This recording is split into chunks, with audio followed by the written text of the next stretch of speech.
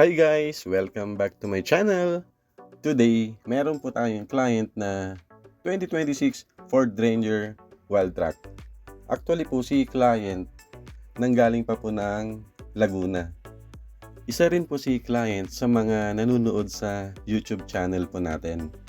Ang gusto niyang gayahin, yung Ford Ranger na nilagyan po natin ng fuel vapor na size 18, tapos Venom tires na 275/65R18.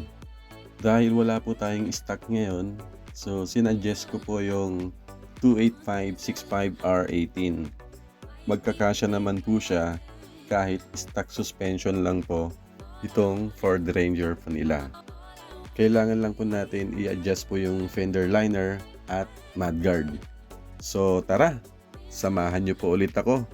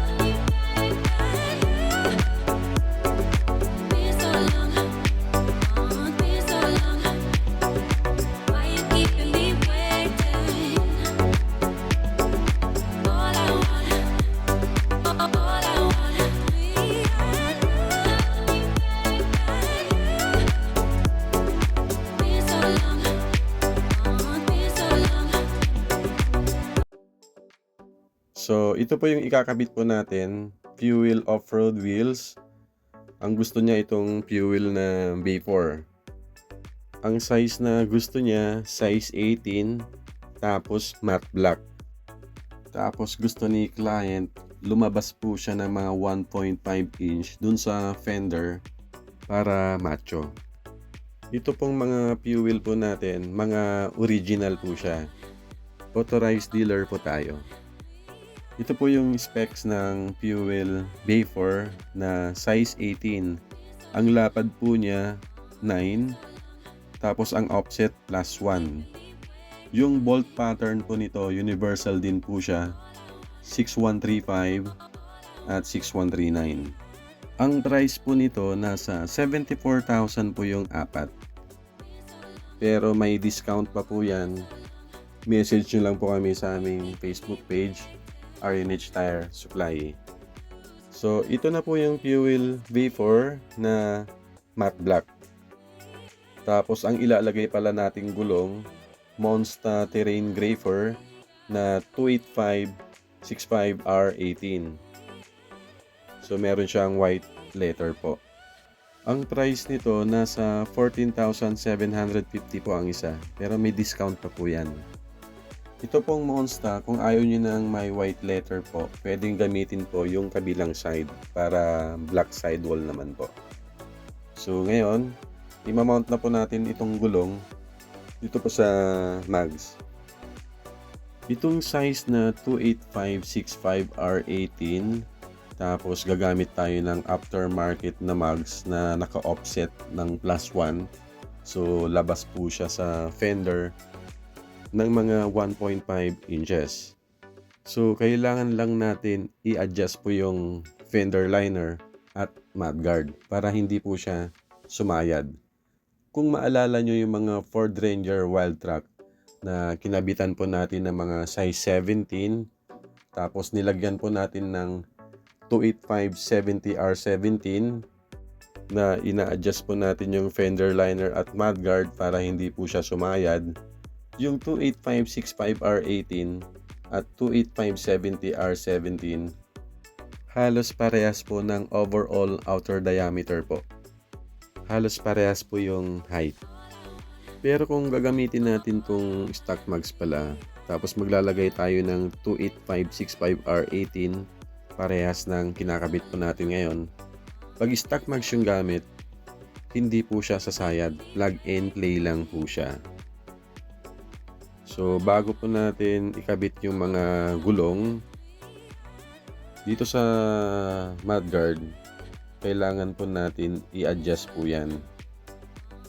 Tapos, dito naman sa may bandang bumper, kasi dumidikit po siya dun sa fender liner. So, itutulak po natin yan.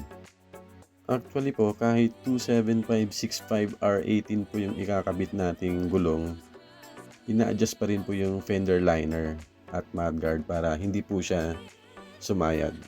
Ito palang fuel bay 4 natin, universal po yung bolt pattern nito, 6135 at 139. So yung 6135 naman dito, pwede po siya sa mga Ford Expedition, mga F-150. Tapos yung 6139 po niya, pwede sa mga Toyota, Ford, Isuzu, Mitsubishi, Chevrolet. Tapos yung mga ibang 6139 TCD na mga SUV at pickup. Yung nakaraang video po natin na Nissan Terra na nilagyan din po natin ng fuel na Bay4, yung PCD naman nun 6114 at 6139. So yung 114 nun sa mga Nissan Terra at Navara, at yung 139 naman nun dahil maliit po yung center bore po niya, pang mga Mitsubishi Montero or Strada lang po. So, na-install na po natin yung mga mags and tires. So, ngayon, i-adjust na po natin yung mudguard. Para ma-adjust po natin yan, kailangan muna natin tanggalin yung mudguard. Tapos, dun sa ilalim ng mudguard, meron po tayong kinakat po dyan na parang hard plastic. Para pag tinulak po natin yung mudguard, hindi po siya nakaharang. So, ayan po. Na-adjust po natin yung mudguard dito sa may bandang likod. Isusunod naman po natin yung fender liner dito sa may bandang bumper. Kung ayaw nyo ng mga adjustment sa fender liner at mudguard, pag gumamit tayo ng ganitong fuel bay 4 na mags na offset +1, ang ilalagay po natin para walang sayad, 265/65R18. So plug and play lang po yan. Mas mataas ng konti doon sa stock na gulong na 255/65R18. So ito po, na-adjust na po natin yung mudguard at fender liner. Pag full turn ng gulong, yung gulong napakalayo doon sa mudguard. So hindi na siya sumasayad. Dito naman sa may bandang bumper, kanina nakadikit po yan. So ngayon, meron na siyang clearance. So hindi na po siya sumasayad. Dahil ang offset nito +1, so lumabas po siya dun sa fender ng 1.5 inches. So ito yung gusto ni client na labas dun sa wild track po nila. Kasi plano niya maglagay ng slim fender. Pag naglagay na siya ng slim fender, lalabas pa rin yung gulong ng mga ½ inch. So machong macho pa rin siya. So, ito na po yung 2026 Ford Ranger Wild Track na nilagyan po natin ng fuel bay 4 na size 18 ang offset +1. Tapos, Mons na terrain gripper na 285/65R18. So, machong macho. Ito pong nilagay po nating mags and tires. Kung mayroon kayong mga katanungan, mga inquiries, pwede nyong i-comment po dito sa baba or i-message po kami sa aming Facebook page, RNH Tire Supply.